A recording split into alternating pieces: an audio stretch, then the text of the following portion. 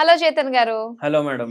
ఈ రోజుల్లో ఎవరిని అడిగినా కూడా చక్కగా చాలా సగౌరవంగా చెప్పుకునే మాట ఏంటంటే, నేను 50 ఏళ్ళు 60 ఏళ్ళు సాధించలేనిది 20 ఏళ్ళలోనే సాధించాను అని. అవే మోకాలు నొప్పులు. వెరీ కామన్ అయిపోయిందండి మోకాలు నొప్పులు. సో ఏ విధంగా దీన్ని ఓవర్కమ్ చేసుకోవాలంటారు? ముందు జాగ్రత్తలు ఏ విధంగా పాటించాలి? వచ్చిన తర్వాత హోమియోపతిలో ఎలాంటి రెమెడీస్ ఉన్నాయి, మెడికేషన్ ఉందని తెలుసుకోవాలనుకుంటున్నాను. మీరు ఇప్పుడు సాధించిండ్రు అని చెప్తున్నారు కదా, 20 ఏళ్లకు మోకాలు నొప్పులు. మీరు ఒకసారి గుర్తు తెచ్చుకోండి, మీరు చాలా చిన్నగా ఉన్నారు, లేకపోతే మీకు ఒక 8 years 9 years ఉన్నప్పుడు మీ చెల్లెలు తమ్ముళ్ళు ఉంటారు కదా, వాళ్ళకు 2-3 ఏండ్లు ఉంటాయి కదా, వాళ్లకు ఇట్లా 1 year 1.5 year రాగానే అందరూ టాయ్లు అవి ఇవి తెచ్చి ఇస్తుండే కదా. కానీ అమ్మమ్మ ఇంట్లోకి వెళ్ళి ఒక చిన్న సైకిల్ వస్తుండే పిల్లోని కోసం, అవునా కాదా? ఆ చిన్న సైకిల్ వాడు పైడలు కొట్టుకుంటా మొత్తం చుట్టూ ఇంట్లోనే తిరుగుతుండే. అమ్మ పరేషాన్ అవుతుండే, వాళ్ళ పిన్ని పరేషాన్ అవుతుండే, నానమ్మ పారే ఏంద్ర ఎందుకు ఇచ్చిండ్రు వీనికి సైకిల్, మొత్తం దీని మీదనే తిరుగుతుండు అని, అవునా కాదా? అవునవునండి. ఇప్పుడు ఆ సైకిల్ ఎవరైనా ఇస్తుండా? లేదు. ఇప్పుడు బ్యాటరీ ఆపరేటెడ్ మోటార్ సైకిళ్ళు ఇస్తున్నారు 2 ఏండ్ల పిల్లలకి 3 ఏండ్ల పిల్లలకి. అంటే వద్దురా, నీ మోకాలు వాడుకోకు, నువ్వు నడవకు, ఇప్పుడు నుంచి అలవాటు చేసుకో. ఏమైతుందంటే 15 ఏండ్లకి 20 ఏండ్లకు నీకు కూడా మాలాగా మోకాలు నొప్పులు వస్తాయి, అవునా కాదా? అంటే గిఫ్ట్ మీరు కార్ ఇస్తలేరు, మోటార్ సైకిల్ ఇస్తలేరు, మీరు మోకాలు నొప్పి గిఫ్ట్ ఇస్తున్నారు. అబ్బా, ఎమోషనల్ గా కొట్టారు మాకు ఇక్కడ. నిజమే మేడం, నిజమేనండి. అవును, ఇంతకు అట్లాంటి కార్లు కూడా దొరుకుతుంటే దానికి కూడా పెడల్స్ ఉంటుండే. అవును, ఇప్పుడు అట్లా లేదు. ఇప్పుడు సైకిల్ ఉన్న దాని అది బ్యాటరీ ఆపరేటెడ్ దొరుకుతుంది, అది కూడా 3-4 ఏండ్ల పిల్లలకి. అవును, వాళ్ళకు ఫిజికల్ యాక్టివిటీ ఉందా? లేదు. అరే నీకు నీట్ల సీట్ రావాలి, నీకు ఐఐటీల సీట్ రావాలి, ఇప్పుడు నుంచే చదువు, 5:30 నుంచి నైట్ 9:30 వరకు నువ్వు చదువుతూనే ఉండాలి, సాధించాలి ఎట్లయినా చేసి అనేసి చెప్తారు. మొత్తం రోజు పిల్లల్ని క్యాంపస్లో స్కూల్లో కూర్చోబెడతారు. అది ఒక బిల్డింగే ఉంటుంది. అంటే అది ఎట్లా ఉంటుంది అంటే, ఈ పావురాళ్లకు జాలీలు ఉంటాయి కదా, అన్ని లైన్ గా ఒక 10 దాంట్లో కూడా 10 ఫ్లోర్లు ఉంటాయి కదా, ఆ బిల్డింగ్ కూడా అట్లనే ఉంటాయి. పావురాళ్ళు బదులు పిల్లలు ఉంటారు దాంట్లో. మళ్ళా దాంట్లో ఏసీ ఉంటది, ఏసీలా మళ్ళా పిల్లలు కోట్ వేసుకొని స్కూల్కి పోతున్నారు ఇప్పుడు. అంటే కోట్ ఏ ప్రాంతాల్లో వేస్తారు? చల్లగున్న ప్రాంతాల్లో వేస్తారు. వేడి ప్రాంతంలో కోట్ వేపించేసి వానికి ఏసీలో కూర్చోబెడితే ఏమైతుంది?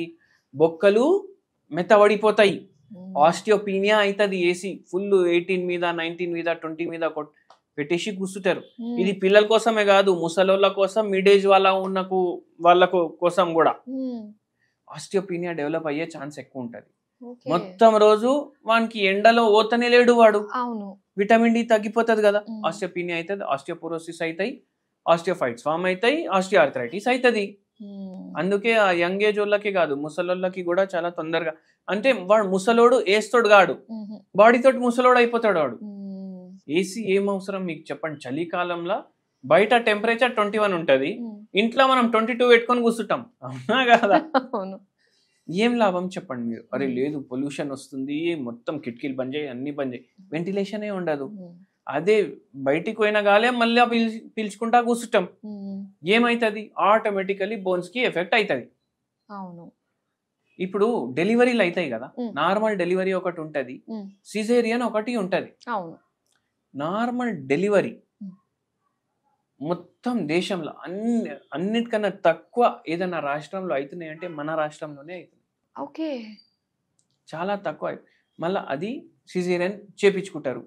సిజేరియన్ చేపించుకున్నాక మళ్ళా వాళ్ళకు తర్వాత ఏంది పరేషాని, ఏదో ఒకటి ఎపిడ్యూరల్ వల్ల ఒక్కొక్కసారి నడుము భాగంలో కూడా నొప్పి స్టార్ట్ అవుతుంది వాళ్ళకు. మళ్ళా ఫిజికల్ యాక్టివిటీ కొందరికి ప్రాబ్లం అవుతుంది. సిజేరియన్ వల్ల జనరల్ గా ఏం ప్రాబ్లం కాదు, కానీ చాలా తక్కువ కేసుల్లో అది కూడా ఆస్టియో ఆర్థరైటిస్ లాగా ఫ్యూచర్ లో అవ్వచ్చు.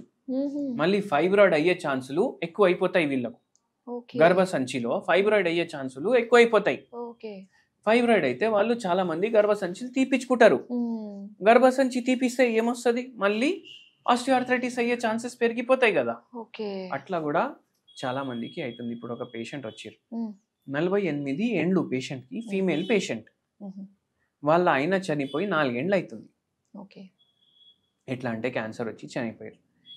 పిల్లలేమో 2 కూతుర్లు పెళ్లిళ్ళు అయిపోయినాయి, బయట సెటిల్. ఒక ఆమె ఆస్ట్రేలియా, ఒక ఆమె యుఎస్. ఇప్పుడు నేను ఒంటరిగా ఉంటున్నా, నలుగురు పని చేసేవాళ్ళు మా ఇంట్లో, నలుగురు పని చేసేవాళ్ళు మా ఇంట్లో, కానీ ఎవరు మాట్లాడుకోవడానికి లేరు. నేను ఎప్పుడు నా జీవితంలో ఎంచుకోలేదు నేను వేరే వాని మీద ఆధారపడతా అనేసి, మోకాలు ఇట్లా పోయినాయి అనేసి. స్ట్రెస్ ఏముండే, వాళ్ళ ఆయనకు అట్లా ప్రాబ్లం అయింది, ఆయన చనిపోయిన తర్వాత ఈమెకి ప్రాబ్లంలు స్టార్ట్ అయినాయి.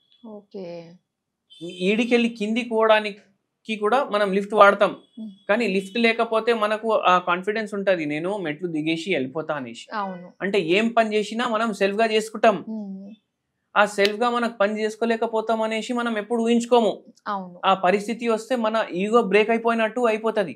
ఈ పేషెంట్ కి కూడా అట్లనే, నేను ఎప్పుడు ఊహించుకోలేదు నా పరిస్థితి ఇట్లా అవుతుందని, ఇప్పుడు నాకు బతకాలని లేదు, ఇంకోని మీద ఆధారపడే లేదు. ఇప్పుడు ఏంది, వంటకి ఒకడు, అంత ఇల్లు సాఫ్ చేయడానికి ఒకడు, ఎవరి కోసం సాఫ్ చేయాలి, ఎవరు వస్తుండు, ఎవరు ఉంటుండు, ఎవరు చూస్తుండు, అవునా కాదా? ఇవన్నీ నేను చేసుకోవాల్సిన పనులు. ఇప్పుడు రేపేమవుతుంది, నాకు కూడా సాఫ్ చేసేటోనికి ఒక మనిషి అవసరం పడతాడు, దానికైనా ముందు నేను చచ్చిపోవాలి అనిపిస్తుంది. అలాగా అట్లా అనిపిస్తుంది. మేడం మనం మందులు ఇచ్చినాము, మోకాలు నొప్పులు ఇంకా గ్రేడ్ 3 ఆస్టియోఆర్థరైటిస్ ఉండే వాళ్ళకు ఏమన్నారు, ఎప్పుడో ఒకసారి మీరు ఆపరేషన్ చేయించుకోవాలి. ఎప్పుడు చేయించుకుంటారు మీరు ఆలోచించుకోండి, ఒక 2 ఏళ్లకు 3 ఏళ్లకు మీ ఇష్టం, ఇప్పుడు నడుస్తుంది పని నడిపియండి. మనం చెప్పినాం సరే 2 ఏళ్ళు టైం ఉంది కదా, అప్పుడు వరకు హోమియోపతి వాడండి. 2 ఏళ్ళు ఏంది, 1 year లోనే మోకాలు నొప్పులు తగ్గిపోయినాయి పేషెంట్. ఈ రోజు వరకు ఆపరేషనే చేయించుకోలేదు. చాలా బాగుంది. అట్లా ఉంటది. మళ్ళీ మనం ఈ పేషెంట్ కి ఒక హోమ్ రెమెడీ కూడా చెప్పినాము. హోమ్ రెమెడీ ఏంది అంటే, ఇప్పుడు మీరు ఒకటి చూడండి, ఇవి చేస్తే మోకాలు నొప్పి ఆపరేషన్ పోతుంది, ఆపరేషన్ చేపించే అవసరం ఉండదు అని కాదు. మనము హోమియోపతి మందులు ఇస్తాం. ఇప్పుడు ఈ పేషెంట్ ది వెయిట్ ఎక్కువ ఉంది, కొద్దిగా షుగర్ వ్యాధి కూడా ఉంది, మళ్ళీ దాని తర్వాత మోకాలు నొప్పులు ఉన్నాయి. ఇప్పుడు ఇవన్నీ తగ్గాలి అంటే ఈ పేషెంట్ కి మనం ఏం చెప్పినామంటే జిన్సెంగ్ టీ తాగండి అని చెప్పినాం. ఓకే, జిన్సెంగ్ టీ అంటే ఏమైతుందంటే, జిన్సెంగ్ టీ తాగితే మనిషి యంగ్ అనిపిస్తాడు అనేసి అనుకుంటారు. అనుకుంటారేంది, అది ప్రూవన్. అది అంటే 40 ఏండ్లోడు 30 ఏండ్లు కనిపిస్తాడు, 10 ఏళ్ళు తగ్గిపోతుంది. అందుకే యాక్టర్లు, మోడల్ వాళ్ళు చాలా ఇది తాగుతారు. ఓకే, ఇది ఒక టైప్ ఆఫ్ టీనే, కానీ మనం యంగ్ కనిపించడానికి తాగట్లేదు. మన బాడీలో యంగ్ ఎప్పుడు కనిపిస్తాడు మనిషి, ఎప్పుడైతే యాంటీ ఆక్సిడెంట్లు ఎక్కువ ఉంటాయి బాడీలో, ఇన్ఫ్లమేషన్ ఉండదు బాడీలో, ఇవన్నీ ఉండకపోతే మనిషి యంగ్ కనిపిస్తాడు. అబ్బా ఏమైనా మెయింటైన్ చేసుకున్నారా అనేసి చెప్తారు కొందరిని చూసి. అరే ఏంది మీరు ఇంత ఏజ్ ఉండి కూడా ఇంత యంగ్ కనిపిస్తున్నారు అని. ఎందుకంటే ఆ మనిషికి ఆల్కహాల్ అలవాటు ఉండదు, స్మోకింగ్ అలవాటు ఉండదు, పాన్ గుట్కాలు తినే అలవాటు ఉండదు, రోడ్ల మీద ఉమ్మే అలవాటు ఉండదు, అవునా కాదా? అయితే ఏమైతుంది, ఇవన్నీ ఏంది ఆక్సిడెంట్లు, ఇవన్నీ ఇవి బాడీలో పోతాయి, మనిషిని ఇట్లా ఓల్డ్ లుక్ తీసుకొస్తాయి. అదే మనం యాంటీ ఆక్సిడెంట్లు పెంచుకుంటే అట్లాంటి ఒక దాంట్లో జిన్సెంగ్ మోకాలు నొప్పులు కూడా కొద్దిగా కంట్రోల్ చేయడానికి హెల్ప్ చేస్తుంది. డైలీ ఒక కప్పు తీసుకోండి, మంచిగా మీకు ఇది ఉంటుంది జర. ఓకే, బాగుందండి. సో ఇందులో మనకి 2 రకాలుగా కవర్ చేశారు. యంగ్ గా కనిపించడానికి జిన్సెంగ్ టీ అండి, దాంతోపాటు మోకాలు నొప్పులు కాస్త కంట్రోల్లో ఉండడానికి కూడా తాగొచ్చు అని. సో చాలా మంచి ఇన్ఫర్మేషన్ మాకు ఇచ్చినందుకు థ్యాంక్ యూ సో మచ్.